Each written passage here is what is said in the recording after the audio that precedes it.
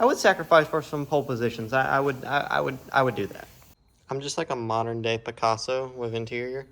If you need your boy, just hit me up. I'm a modern day Picasso. Welcome to today's episode of Quay Can't Leave Anything Alone, of course. Today we have the M3 here. Told you we're going to do more content, told you we're going to dive into more things, and so here we are doing that.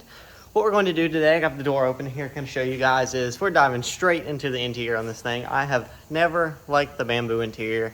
It's grew on me for like a minute, and then for the last year, it's just grown on me. I lost all my interest in it. I really don't like it. I've been looking for a solution, put it off because I've been focusing on other projects. But like I said, we are full send on the M3, trying to get this girl fully ready for a BMW Invasion 2023 in Orlando. You should go. We'll be out there with CES, Hendel, and all the guys, all the BMW bros together. So definitely make it if you could. I'll drop a link to the event right down here.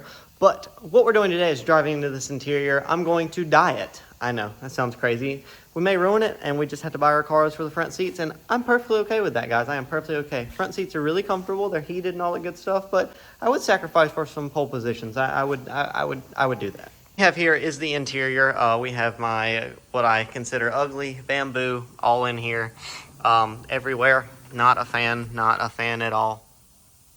Not a fan. So with that all being said, we're gonna dye this stuff. Now, I had some options in my head. I was thinking we should do cinnamon. I was thinking we should do like a chocolate. I was thinking we should do like a mocha, and I'm kind of all over the place. I have some over here and some test subject on my old center console cover, and I'll kind of show you what we're working with now. But we're kind of switching all of the direction on that because I ordered a different type of dye that's actually sprayable, and I think it's going to give better consistency and just look better because this is kind of consistency of trying to do a big seat. You'll see what I'm talking about. I don't know how good that was going to do. So I bought this Phoebing's leather dye, chocolate color right here.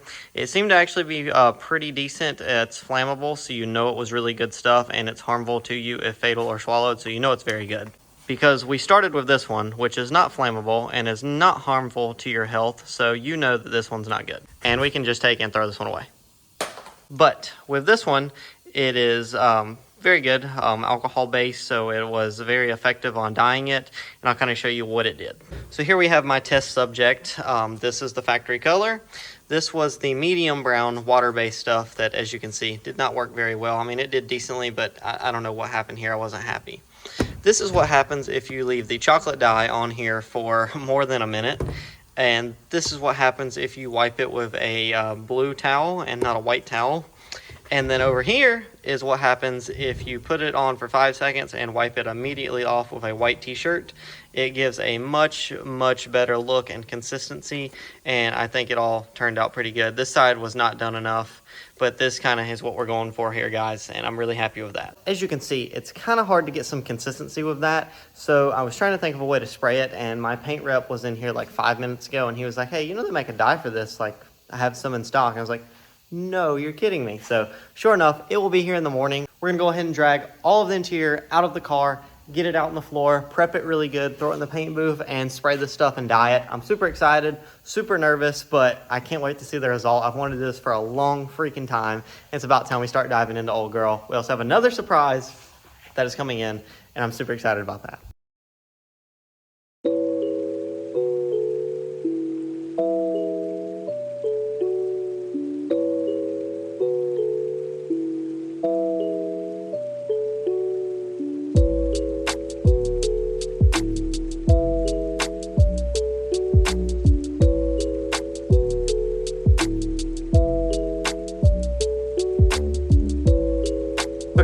Front door panels are off, front seats are out. It's a little dirty right there. I know, unbelievable, right? And back here, we're about to commence into taking all of this stuff out. Taken these off before, but I don't exactly remember. I know the seats have to come out first, which is not a problem. We just had those out. But as far as this goes, I think this pillar has to come off. The other pillar may have to come off, unfortunately, because it's kind of a nightmare to get back in. And then we'll just go about popping this out. If you are curious how to get these out, basically when this is sitting in here like this, don't try this side first. Go with this side. You're going to just take your hand right here and you're going to just grab it and pull up really hard. And then this side will still be clipped, and pull this one up really hard. What you're pulling up is these two little metal clips right here that clip into the bottom of the seat with another little metal tab. And once you pull that up, then you just kind of wiggle it out and it'll pop right out. Just like that. Okay, so I just pulled this out from the center of the back seat, and if you're curious what the factory color is, This says E92 M3 full stuck Novolvo beige. So that is my technical factory color of the car, if you're curious what base I was starting with before we go and dye this stuff. And yes, I probably butchered that word. And if you're curious how the back seats come out, there is a bolt right here. It is a T50, just like the front seats. Right here, a little bolt comes out. So first off, you do have to remove this inner piece right here from the side. Pop that out, grab it from the bottom. There's a clip at the top and the bottom. And once you pop that out, you'll be able to get to that T50 right there. Here's kind of what the clips look like. Go from the top first, and then you'll reach the bottom, and everything should pop out very smoothly. Okay, on this right here where the seats connect in this little piece, on the E46s, you could unbolt this bracket and it would pop out. But on this one, what you're going to do is take the driver rear seat right here, and you're going to pull this to the right side of the car. Well, excuse me, I'm backwards. So you're going to pull this to the driver's side of the car, kind of grab it right here. You want to pick it up like this and kind of just keep wiggling it up and down, and eventually you will slide it out of the slot. This one may get kind of bound up and bent to the side, but it's perfectly fine. You need to grab this seat first and slide it out before you proceed with the passenger one. Once you do that, then you can just grab the seat and pull it back out, and the other one will do the same thing. Okay, back door panels are super easy. We just got this one out. So what you're going to do is you have a T20 in this hole, a T20 in there behind the seat belt, and once you get those two screws out, you're going to grab from the bottom and start pulling, and I suggest grabbing from the side very gently. This is all one piece. It may try to separate in the center. Don't let it. And you're going to pull it apart, and then you have 3 wires to unplug for the seatbelt grabber, speaker, and the little illuminating light. And then it should pop out really easily. T20. Another T20. Pop these 2 out. Put them in a safe place. I'm putting them right here so I don't lose them. Then you're going to grab the door panel from the bottom. Be a little difficult at first. You're going to grab and pull, follow up through the top, grab again and pull. Give it a good snatch instead of trying to gradually pull it. I found it works better.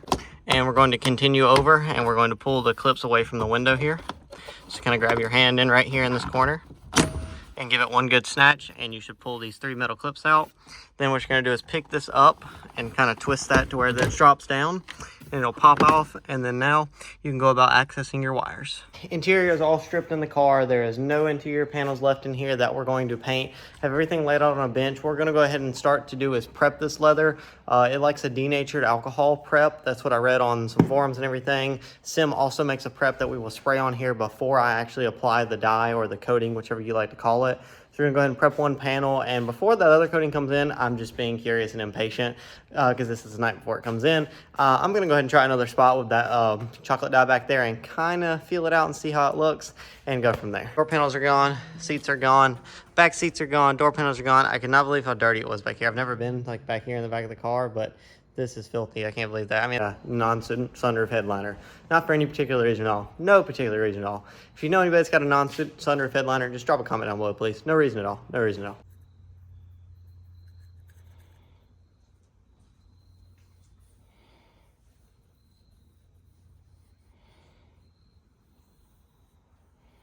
I'm just like a modern day Picasso with interior. If you need your boy, just hit me up. I'm a modern day Picasso.